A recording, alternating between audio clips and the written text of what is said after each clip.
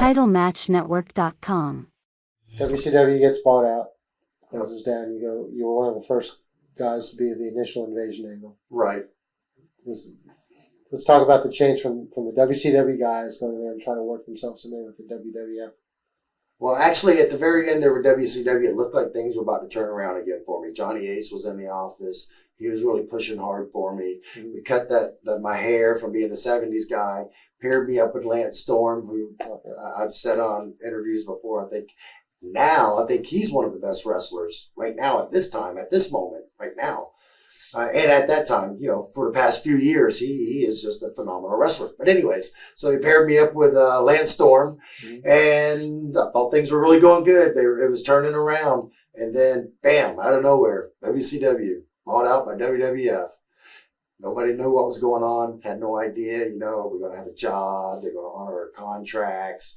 Am I going back to Japan?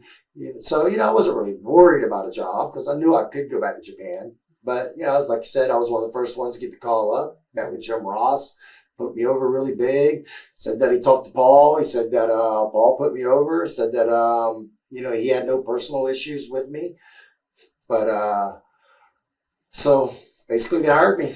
Went to work for WWE, WWF. At what point of your contract were you on when WCW closed? Was it, most people, I think, signed 3-year deals? Actually, I had a 2-year deal with WCW. So basically what they did was bought out the contract, kept me on my same contract for, I don't know, maybe like 4 to 6 months, something like that, and then renegotiated with me. Mm-hmm. And I accepted their offer. First days in the locker room. First days in the locker room.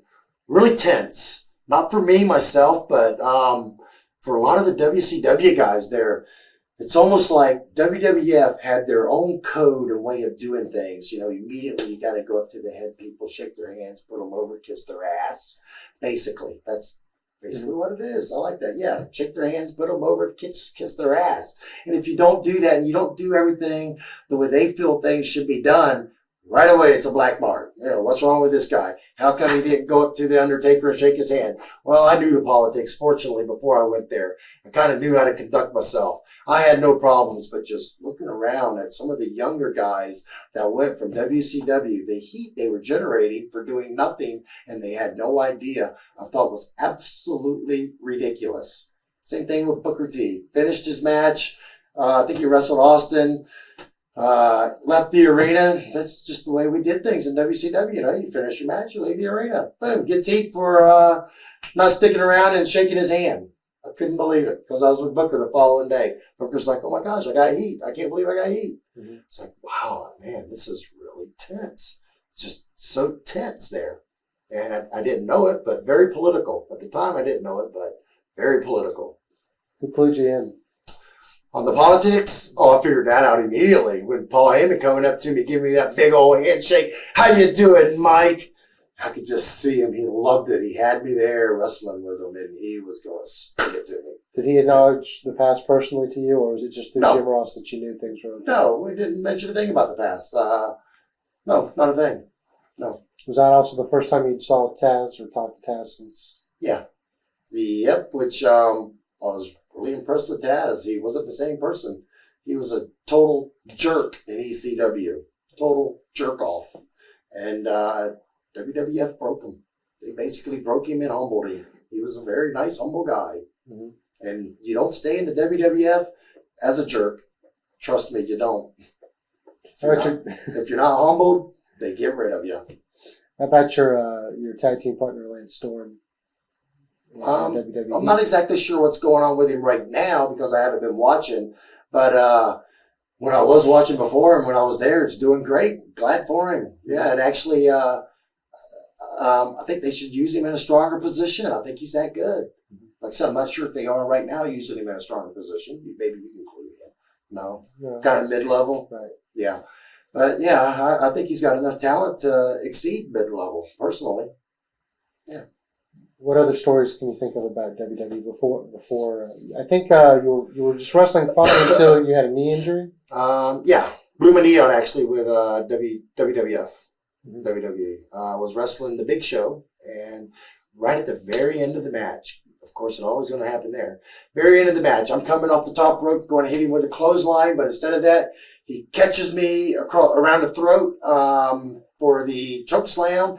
And when he catches me, the plan was he was just going to catch me in midair. I was never going to touch the ground. And then he was just going to slam me down. When he caught me, boom, I went down hard, real hard on my right foot, and bam, it just popped out. Blew my knee out right there. I was like, oh. And I knew I did it. I knew it was blown out. I tried to shrug it off, walk on it, and I could walk on it, but it blew out. And I wasn't even going to say anything. I was like, man, I'm just going to wrestle with a blowed out knee. But it blew up so big that night in the hotel room. It was huge. And I was like, man, there's no way I'm going to be able to pull this off. So I had to tell him right off that, hey, I blew my knee out last night. And actually, I went out there since I was scheduled to fight. And I was fight the big show again, house show. I just taped it up, went out there, and we had like a 2-minute match, and boom, did it. Mm-hmm. And it was off for the next 6 months, which I should have been off for 10 months with an ACL injury. Went back a little too early because I felt pressured. It just seemed like they were calling me every couple months, you ready, you ready, you ready? So I felt pressured and went back a little early. I thought I did. Mm-hmm. Just wasn't quite ready. And they let me go. What about coming back from the injury? Did you physically feel? Oh, I could tell it wasn't ready. I knew it wasn't. It wasn't as strong as my left leg yet. It was still weaker. It was still atrophied. I was having to wear a knee brace. I went up to Ohio and wrestled up there for 2 weeks.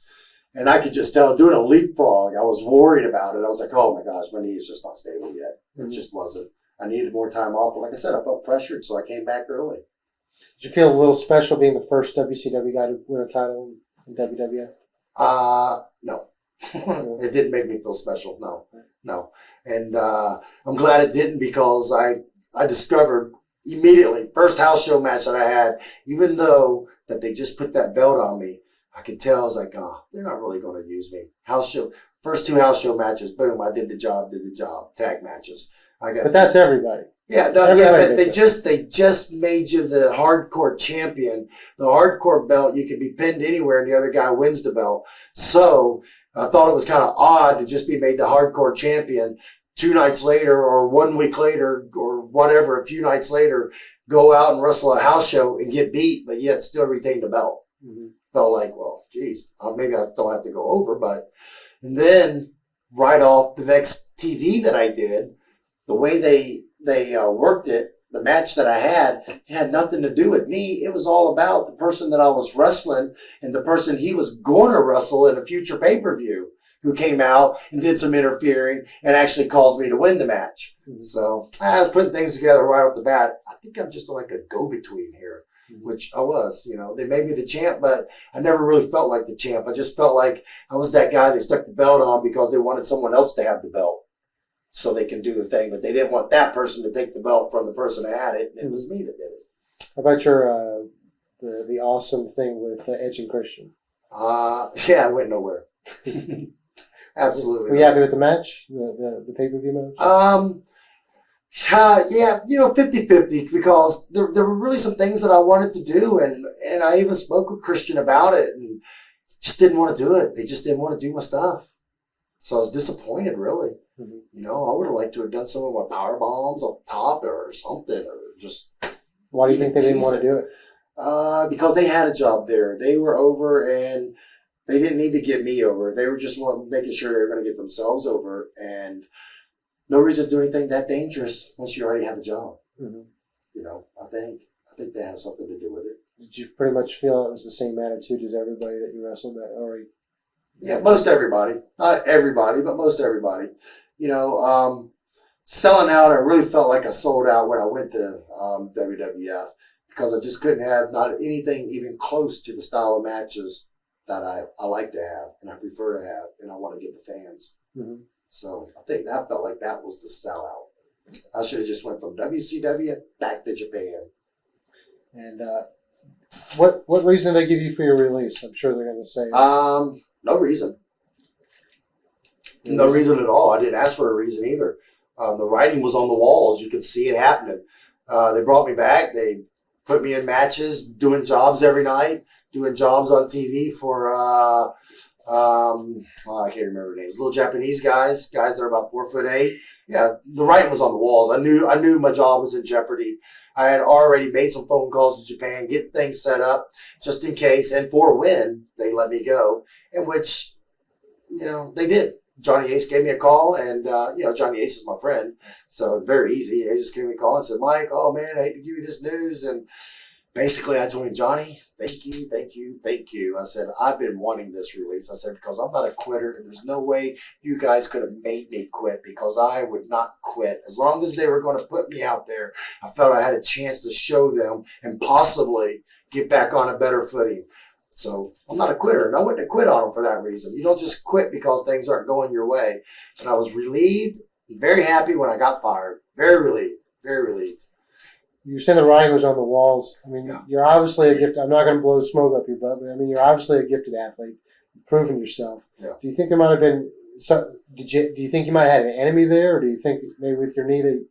I think it could have been a combination of things, a combination of things. Number one, I wasn't wrestling my style of wrestling. If I'm not doing my style of wrestling, then what am I doing? I'm just another guy out there. Number two, I'm sure it didn't help having Paul Heyman in the office. To what extent, I have no idea, but I'm sure it just couldn't have helped. Number three, I blew my knee out, injured, come back, wasn't quite ready. It's just a combination of things. Yeah. TitleMatchNetwork.com